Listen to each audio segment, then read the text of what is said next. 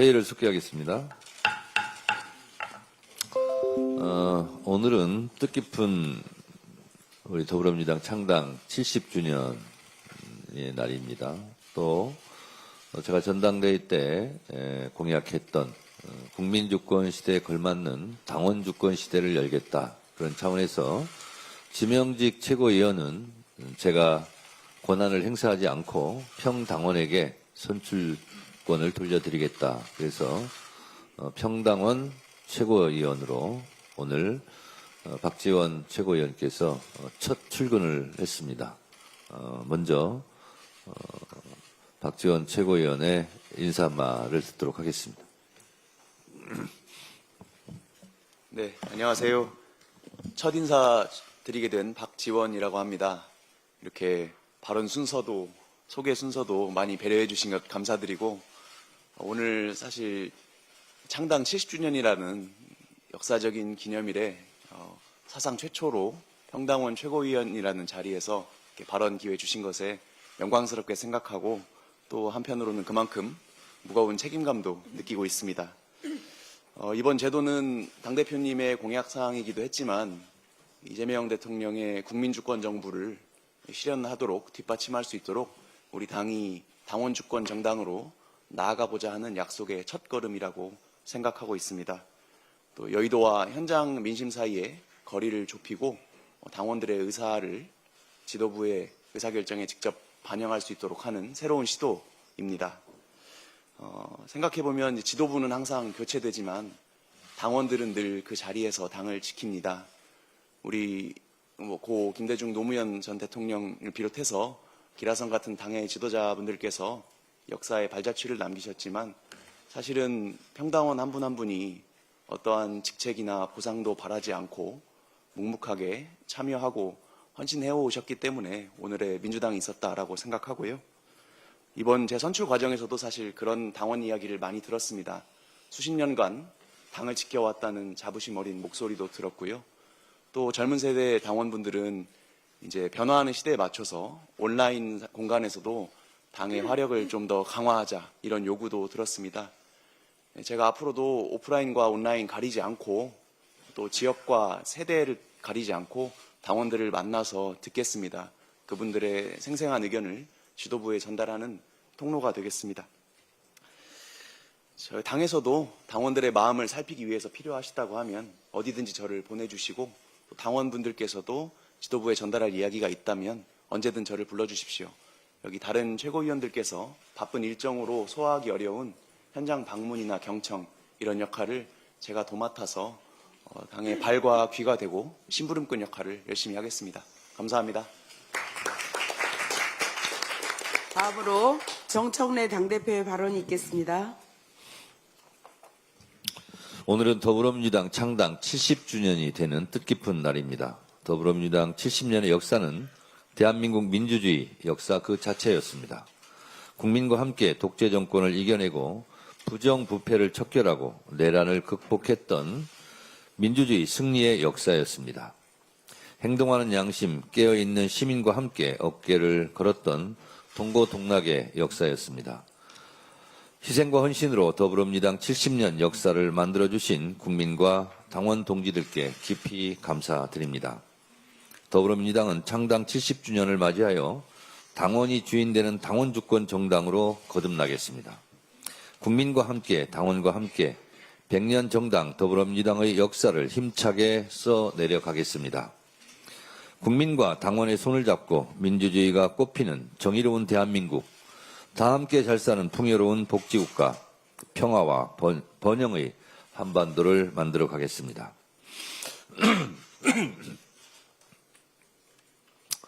오늘은 또한 9.19 평양 공동선언 7주년이 되는 날입니다. 7년 전 오늘 평양에서 남과 북은 상대방에 대한 일체의 적대 행위를 전면 중지하기로 했습니다.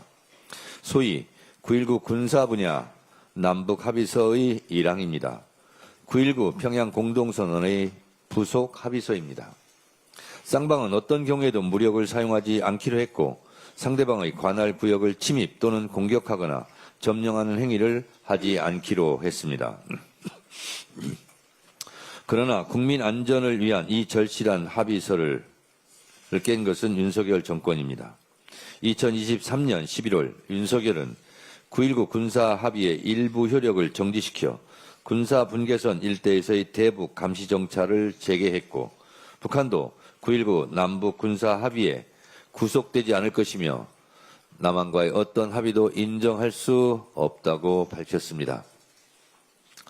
남북 모두 자제하고 서로 양보해야 할 것입니다.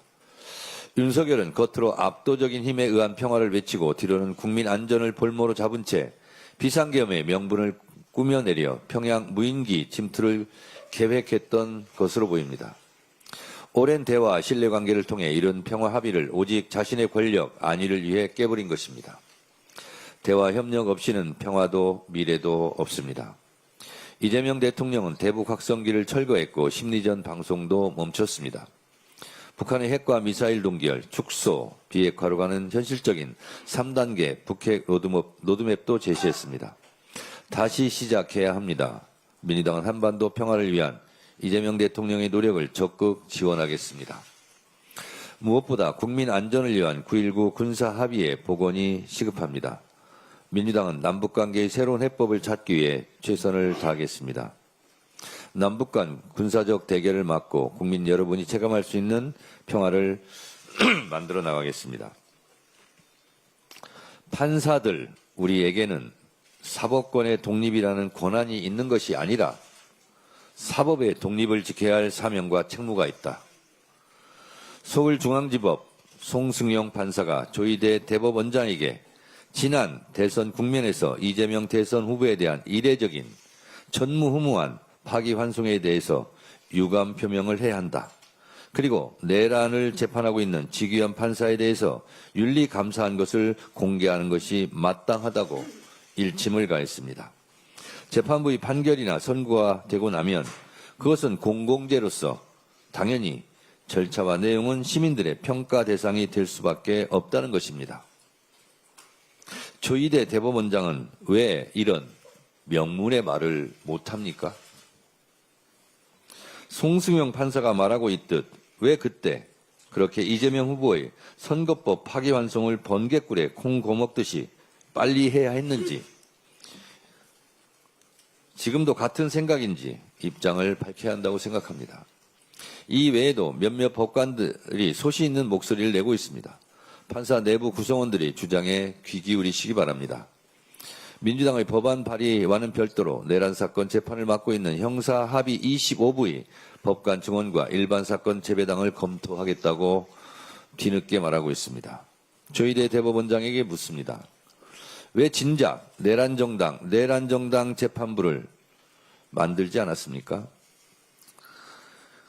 왜 진작 내란을 전담하는 재판부를 만들지 않았습니까? 이제 와서 찔끔 한 명 증언하고 일반 사건을 재배당한다고 면피가 가능하겠습니까? 이미 시간이 늦었습니다. 내란 재판이 제대로 진행되지 않고 구속기간 만료로 다 풀려나지 않을까 국민들은 걱정하고 있습니다. 조희대 대법원장이 12.3 계엄 때 불법적인 비상계엄을 단호히 반대했고 서부지법 폭동 때 분노의 일성을 했다면 지규현 판사가 윤석열을 풀어줬을 때 분명한 입장 표명을 했다면 오늘날의 사법부 불씨는 없었을 것입니다. 이재명 당시 대선 후보에 대한 평상적 절차만 지켰어도 대선 후보를 바꿔치기를 했다는 의심도 없었을 것입니다. 조희대 대법원장을 둘러싼 내부의 비판과 국민적 불신은 다 조희대 대법원장이 초래한 자업자득입니다. 본인이 자초한 일이니 본인이 결자 해지하시기 바랍니다. 법원 노조도 결자 해지하라고 성명을 냈습니다. 깨끗하게 물러나시기 바랍니다. 현명하게 처신하시기 바랍니다. 아까 말씀드린 내란정당 재판부는 내란전담 재판부를 제가 잘못 읽은 것입니다. 네, 수정하시기 바랍니다. 단독 특검 통일교 교인 같은 이름 국민당원 국힘당원 12만 명 명단 확보. 국힘당원 명부 관리 DB업체 약 4시간 32분간 압수수색. 뉴스원 단독기사 제목입니다. 이 기사가 정말 사실이라면 국민의힘은 헌법 제20조 제2항 국교는 인정되지 아니하며 종교와 정치는 분리된다는 헌법을 위반한 것입니다. 우리 헌법 제8조 4항 정당의 목적이나 활동이 민주적 기본질서에 위배될 때에는 정부는 헌법재판소에 그 해산을 제소할 수 있고 정당은 헌법재판소의 심판에 의하여 해산된다. 국민의힘은 제가 이미 여러 차례 위헌정당 해산 청구 대상이라고 말해왔습니다. 윤석열 내란 우두머리 피고인이 유죄가 확정되고 추경호 전 원내대표의 비상계엄 해제 표결방해 의혹이 내란 주요 임무 종사자로 구속 기소 유죄가 확정된다면, 그리고 그 밖에 국민의힘 구성원들이 내란 동조 혐의가 사실로 확정되면 국민의힘은 위헌정당 해산을 피할 길이 없어집니다. 여기에 대해 국민의힘이 통일교와 연루되었다는 것이 밝혀지면 통합진보당의 사례에 비추어 국민의힘은 10번, 100번 정당 해산을 피하지 못할 것입니다. 정당 해산 사유인 명백한 민주적 기본질서에 위배되는 행위이기 때문입니다. 국민의힘 대처가 궁금합니다. 그런데 말입니다. 송원석 의원은 언제까지 사과하지 않고 버티실 겁니까? 네. 다음으로 김병기 원내대표의 발언이 있겠습니다. 민주당 창당 70주년을 진심으로 축하드립니다. 민주당의 70년은 대한민국 민주주의 역사입니다. 군사독재와 권위주의를 넘어 국민의 권리와 자유를 지켜온 발자취입니다. 또한 민주당의 역사는 곧 주권자인 국민과 함께 걸어온 역사이기도 합니다. 국민과 함께 투쟁하고 국민과 함께 희망을 만들고 국민과 함께 대한민국의 민주주의를 지켜온 70년입니다. 민주당은 그 긴 시간 동안 쌓아온 경험과 교훈을 가슴속 깊이 새기겠습니다. 앞으로도 민주주의와 정의를 위해 최선을 다할 것입니다. 국민과 함께 더 강하고 더 공정하며 더 정의로운 대한민국을 만들어 가겠습니다. 제2의 내란을 막기 위한 입법장치를 확실하게 마련하겠습니다.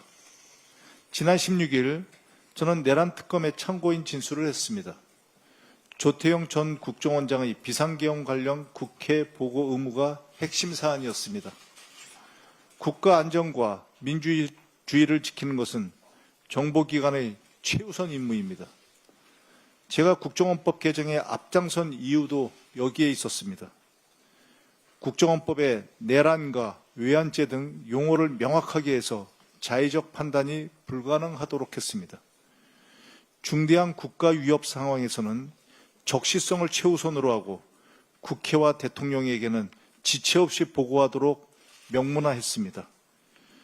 윤석열 정부의 국정원이 개정된 법대로 역할을 했다면 내란을 사전에 막을 수도 있었을 것입니다. 26년간 국정원에서 근무했고 법 개정에 앞장선 사람으로서 안타깝고 분한 마음입니다. 민주당은 내란 사태 직후 계엄 방지법을 당론으로 채택하고 본회의에서 통과시켰습니다.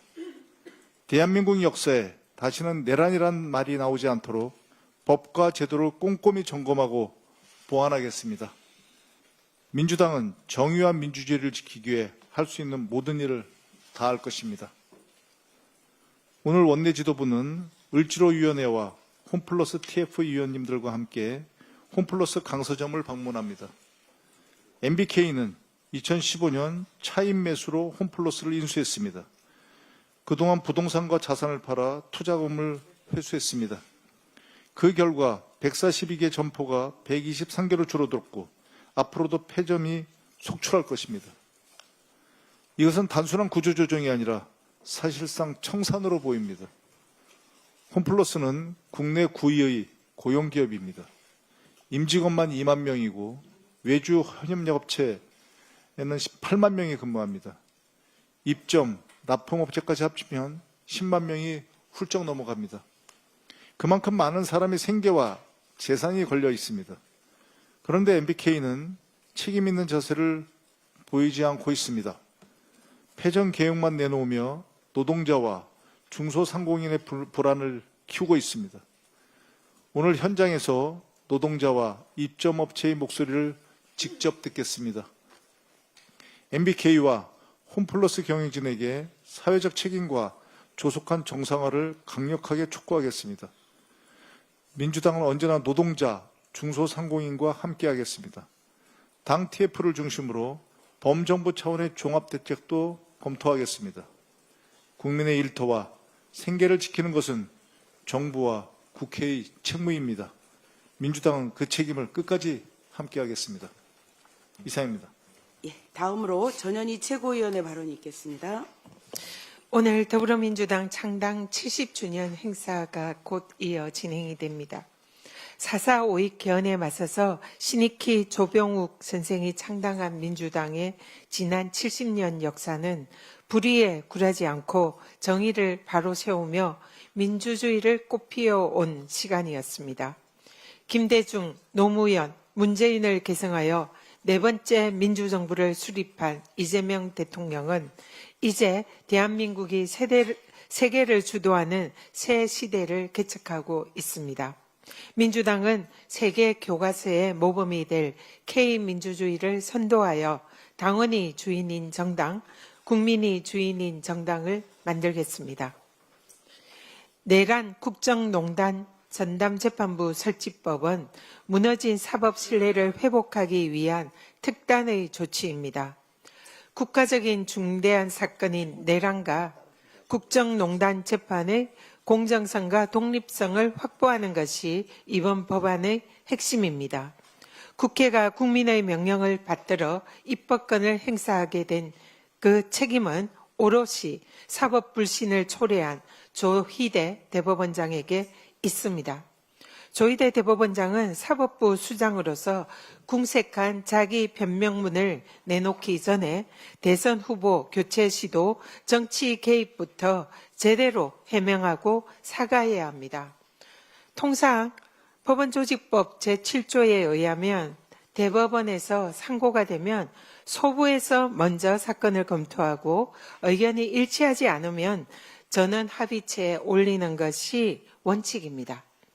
그런데 조희대 대법원장은 이런 절차를 무시하고 당시 이재명 후보의 선거법 사건을 직권으로 전원 합의체에 회부했습니다. 그리고 전원 합의체의 회부 당일에 곧바로 첫 합의 기일을 열었고 바로 직후에 선고기일을 지정했습니다.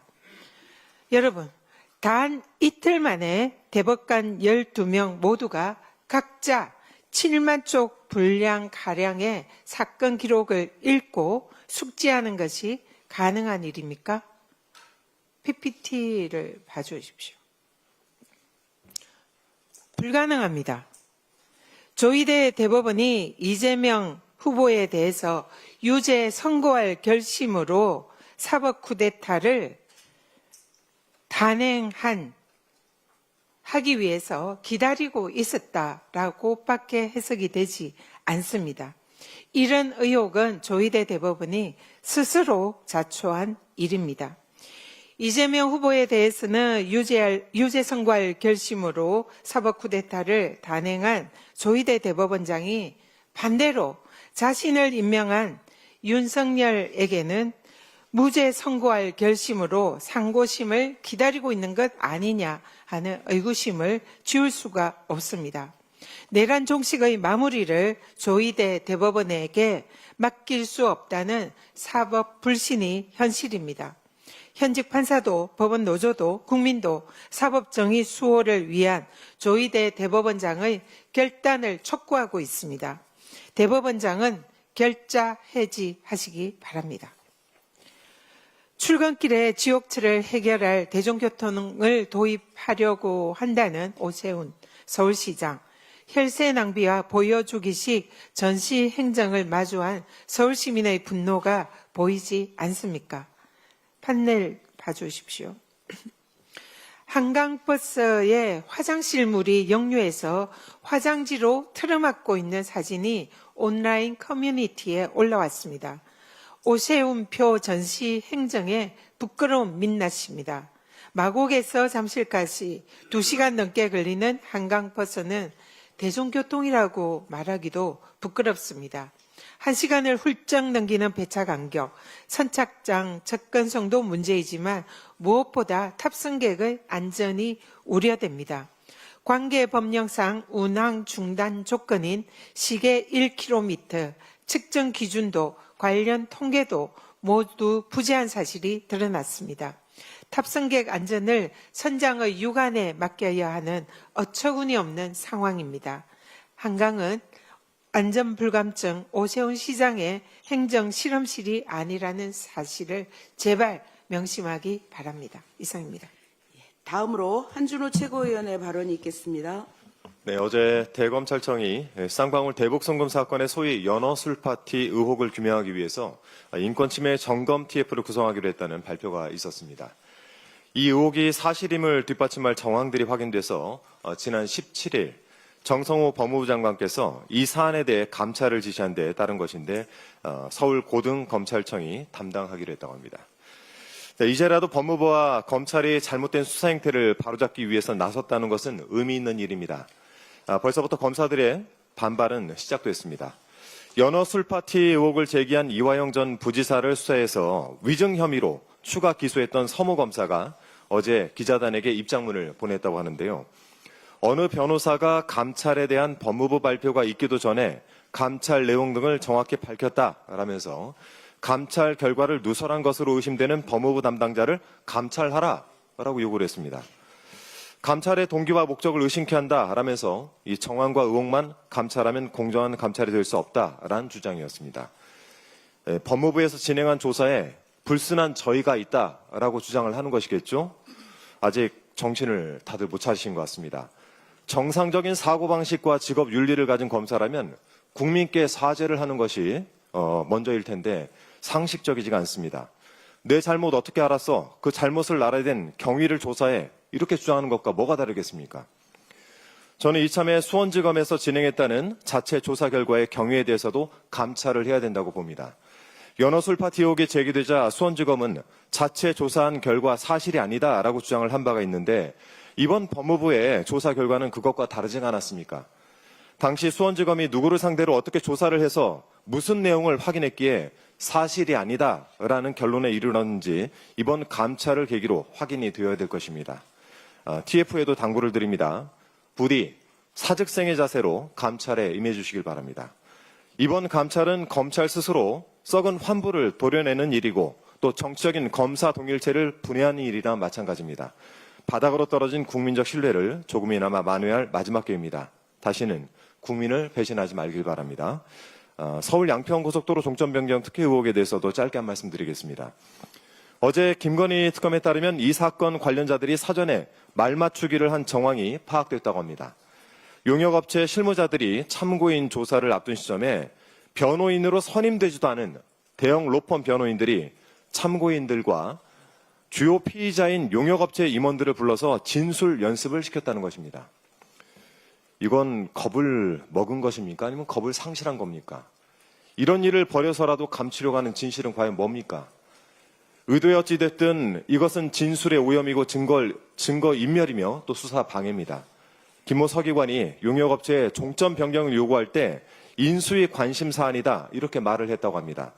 김 서기관의 구속을 기점으로 인수위에 누가 강상면 종점안에 관심을 보였고 변경 종용을 했는지 특검 수사를 통해서 꼭 밝혀주시기 바랍니다. 저도 이번 국정감사에서 이들을 증인으로 세워 사실 여부를 따져 묻도록 하겠습니다. 이득을 보는 자가 범인입니다. 이상입니다. 다음으로 김병주 최고위원의 발언이 잠깐만요. 있겠습니다. 한준호 최고가 지금 굉장히 중요한 발언들을 많이 하셨는데요. 지금 맡고 있는 그 TF입니까? 특별위원회입니까? 네, 특별위원회입니다. 특별위원회 이름이 뭐죠? 저희가 정치검찰 조작기소 대응 특별위원회입니다. 그렇습니다. 윤석열 정권 치하에서 무리하게 수사하고 또 부풀리기, 과장 확대 의혹, 또 심지어는 조작, 기소했다는 이런 의혹들, 이런 부분들은 우리가 사법정의 이를 바로잡는 차원에서 우리 민주당이 묵과할 수 없는 사실들입니다. 그래서 이 부분도 앞으로 당 차원에서 적극적으로 대처해 나가고, 저는 상식적으로 생각해서 도이치모터스 털어준 검사들 이런 부분도 우리가 짚고 가야 되겠다 그런 생각이 들어서 우리 한준호 최고가 맡고 있는 이 특별위원회에서 그런 부분들을 전면적으로 제기하고 앞으로 당 차원에서 반드시 책임을 묻고 가는 그런 일을 앞으로 해야 되겠다는 생각이 좀 들었습니다. 수고 계속 해주시기 네, 바랍니다. 최선을 다하겠습니다. 계속 수고해 주시기 바랍니다. 네, 알겠습니다. 다음으로 김병주 최고위원의 발언이 있겠습니다. 네, 민주당 창당 70주년입니다. 축하합니다. 민주당 정신을 이어받아서 이재명 정부 성공을 꼭 견인하겠습니다. 언론 보도에 따르면은 국민의힘 당원 중에서 통일교로 추정되는 당원 11만 명을 확보했다고 합니다. 이것이 사실이라면은 너무나 충격적입니다. 헌법을 위배했다고 봅니다. 헌법 20조 2항에는 종교와 정치는 분리된다로 되어 있습니다. 이것이 사실이면은 헌법 20조를 위반했던 겁니다. 국민의힘은 위헌정당이라는 것이 입증이 되는 것입니다. 이것을 입증이 된다면은 국민의힘은 해산해야 된다고 생각을 합니다. 이하영 전 경기부지사 회유를 위한 검사실 연어 회술 파티가 사실로 드러나고 있습니다.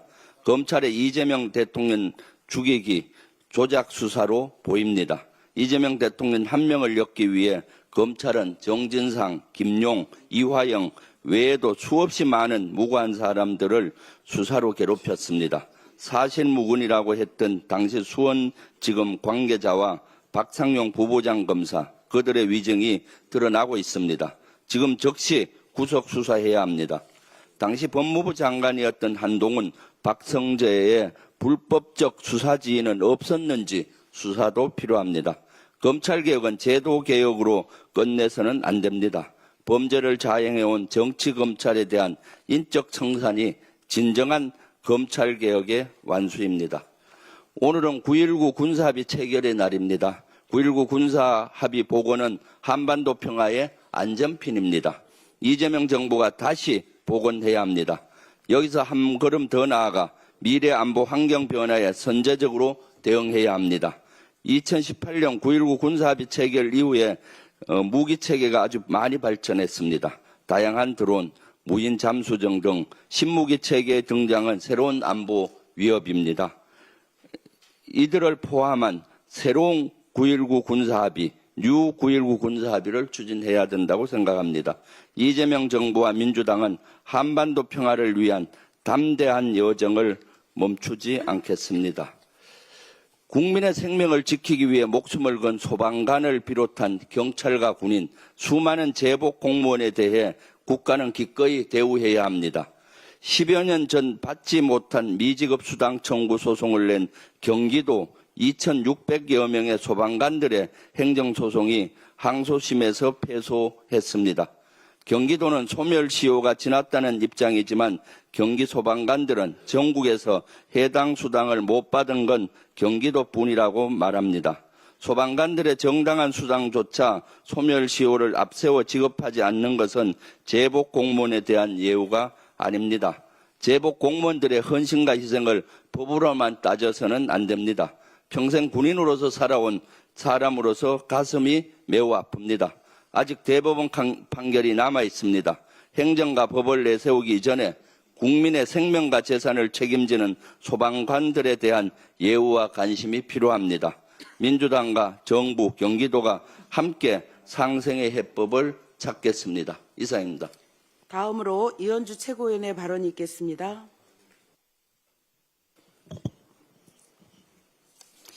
네, 통일교 교인으로 간주되는 12만 명의 국민의힘 당원 명단을 김건희 특검이 확보하였다고 하는데요. 21년 국민의힘 대선 경선 당시 윤석열에게 투표한 권리당원의 숫자가 약 21만 명이었다는 점을 고려하면 그 절반을 훨씬 넘는 숫자입니다. 이 행위는 헌법 20조 정교 분리 원칙에 위반되고 관련된 법률 위반이 있을 걸로 판단이 됩니다. 한마디로 사상 초유의 헌법 유린 정교유착 국정농단 사건이라고 할 수 있겠습니다. 이와 같이 헌법과 법률에 심각하게 중대하게 위반해서 대선 경선 결과가 나오고 또 그 경선 결과에 따라서 선출된 윤석열이 대선 본선에 나와서 당선이 되었습니다. 물론 탄핵으로 인해서 어차피 파면되기는 했습니다만 이 자체가 전부 다 무효였을 수도 있다. 이런 생각이 듭니다. 이런 천인공노할 짓을 했다라는 것에 대해서 국민들을 우롱하고 대한민국의 시간을 수년째 낭비시킨 이 행동들에 대해서 일벌백계 해야 된다. 다시는 특정 종교의 정치 개입이 일어나지 않고 이렇게 대한민국의 큰 선거 대선을 교란시키는 행위, 그래서 국민들의 의사결정에 개입하는 이런 행위가 결코 일어나서는 안 됩니다. 반드시 철저하게 엄벌해야 할 것입니다. 어제 18일 롯데카드 경영진이 개인정보 유출에 대해서 대국민 사과를 했는데요. 297만 명 가량의 개인정보가 유출되고 그중에서 28만 명은 카드 결제의 핵심 정보까지 유출되었다고 합니다. 심지어 해킹을 당하고도 무려 17일간 모르고 있었습니다. 최근에 민간과 공공기관을 불문하고 보안 사고가 연이어 발생하고 있습니다. 지난 4월부터 SK텔레콤, KT 등 벌써 몇 번째입니까? 연이은 해킹 사고로 국민의 불안이 굉장히 커지고 있는데 정보 유출이 금융 사기와 같은 2차, 3차 피해로 이어질 수 있기 때문에 이 피해를 추산하기가 힘듭니다. 이 책임은 무엇보다도 롯데카드 경영진에게 있습니다. 정보 유출 사실도 뒤늦게 확인한 데다가 유출 규모조차 제대로 파악하지 못했습니다. 최대 주주인 MBK 파트너스가 수익을 높이기 위해서 보안 투자를 소홀히 한 것 아니냐 하는 지적까지 나옵니다. 적절한 보상은 물론이고 법적 책임을 철저히 져야 합니다. 또한 정부 책임자 그리고 금융감독기관도 책임을 면할 수가 없습니다. 22년부터 추진한 사이버 10만 인재 양성 정책에도 불구하고 여전히 인력 확보에 어려움 겪고 있고 예산은 줄어들고 교육사업 실적조차 크게 감소했다고 합니다. 그리고 금융당국을 비롯한 관리감독기관은 기업에게만 책임을 떠넘기고 뭘 하고 있는지 돌아봐야 할 것 같습니다. 이재명 대통령께서도 지시하셨지만 철저한 재발 방지 대책 마련이 필요합니다. 한 가지 더 말씀드리면 건설 현장의 외국인 근로자 비중이 근 5년 중 가장 높은 수치를 기록했다고 합니다. 약 23만 명 지난해 기준으로 외국인 건설 근로자가 23만 명에 달하고 전체 건설업 근로자의 15%에 달한다고 합니다. 이것은 그나마도 합법적인 근로자에 국한되고 불법과 편법 근로자인 경우까지 합하면 훨씬 많을 거로 예상됩니다. 문제는 이들의 안전망이 매우 취약한 상황이다라는 겁니다. 의사소통이 어렵고 아무리 중요한 얘기를 해도 못 알아듣고 눈치로 넘어가는 경우 허다하다 이런 증언까지 있습니다. 게다가 안전의식을 심어주려고 해도 문화적 차이 때문에 무리가 따르는 경우가 많은 모양인데 여기에 대한 어떤 제도적 장치 이런 게 과연 있었는지 돌아봐야 합니다. 이런 현장의 상황은 업무의 비효율성과 안전사고 그리고 이 해당 근로자의 인권 문제 또 공사 결과의 하자와 또 이에 대한 그 결과의 품질 문제 여러 가지 문제를 초래합니다. 우리 정부는 이 문제에 대해서 특별히 현장에서 급증하는 외국인 근로자에 대한 관리 방안 고민을 해야 할 걸로 생각합니다. 특히 최근에 우리가 미국 조지아주 사태에서 보듯이 각국은 외국인 근로자 출입국 관리가 엄격해지는 추세입니다. 미국에서의 인권 침해 문제나 비자 문제 등은 엄연히 짚고 넘어갈 문제지만 한편으로는 상호주의에 입각해서 우리 대한민국도 철저히 챙겨야 될 겁니다.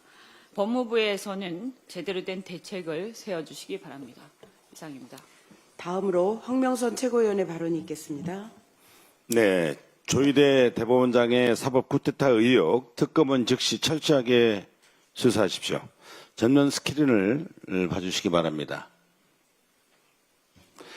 이재명 대표 공직선거법 무죄 선고 이후부터 한덕수 대선 출마 선언까지 타임라인입니다. 보시다시피 조희대 대법원장의 사법 쿠데타 퍼즐은 너무도 선명하게 짜맞춰집니다. 3월 26일 이재명 대표 2심 무죄 선고, 4월 4일 윤석열 탄핵에 이어 불과 18일 뒤 조희대 대법원장은 기존 2부에 배당된 사건을 단 2시간 만에 전원 합의체에 전격 회부합니다. 그날 곧바로 합의 기회를 열어 첫 심리를 진행하고 이틀 뒤 또다시 합의 기회를 열어 표결까지 마쳤습니다. 결국 5월 1일 이재명 대표의 무죄는 유죄 취지로 파기완송됐습니다. 공교롭게 같은 날 한덕수 총리는 사임했고 바로 다음 날 대선 출마를 선언했습니다. 대법원 역사상 전례 없는 일입니다. 지난해 공직선거법 사건 평균 심리기관과 비교해도 터무니없고 그것도 사흘 새 두 차례 합의기일이라는 초유의 속전속결 판결이 내려졌습니다. 전원 합의체의 생명은 설득과 수고 아닙니까? 심지어 현직 판사들조차 30년 법관으로 이름에 보지도 짓지도 못한 초고속 절차다.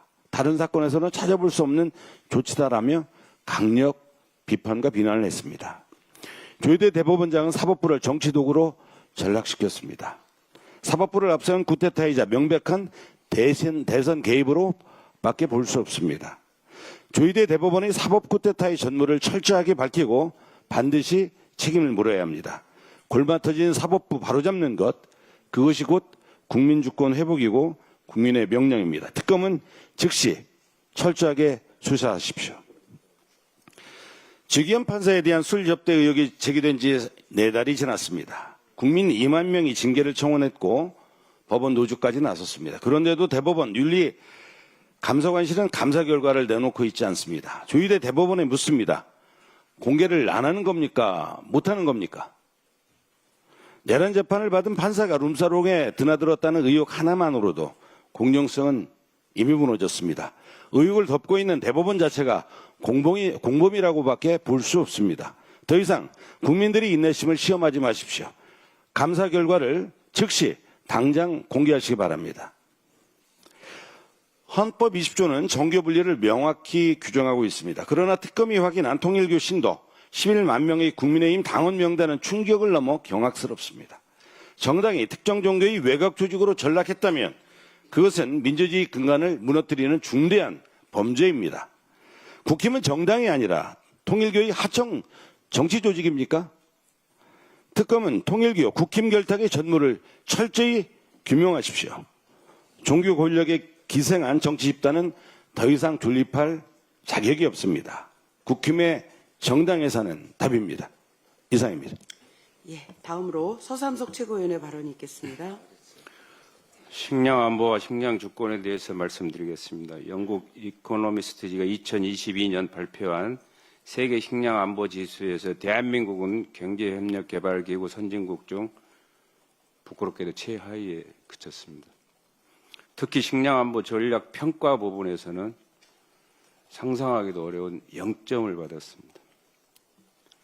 이에 반해 주요 선진국 일본은 2024년부터 식량 공급 곤란 사태 대책법을 새롭게 제정했고 중국은 2023년 식량 안보 보장법을, 스위스와 독일도 식량위기 대응 시스템을 구축해서 현재 운영 중에 있습니다.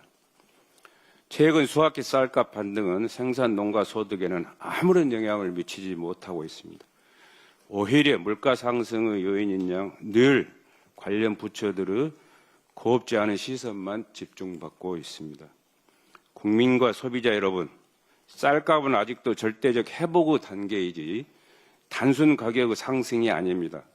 그럼에도 불구하고 일부 국민과 소비자 당국은 실감하지 못하고 있는 데 대해서 안타깝습니다.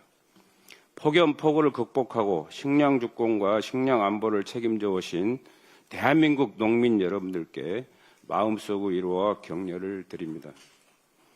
대한민국의 2023년 기준 식량 자급률은 45%, 곡물 자급률은 22%에 그치며 식량의 대부분을 수입에 의존하는 식량 수입국입니다.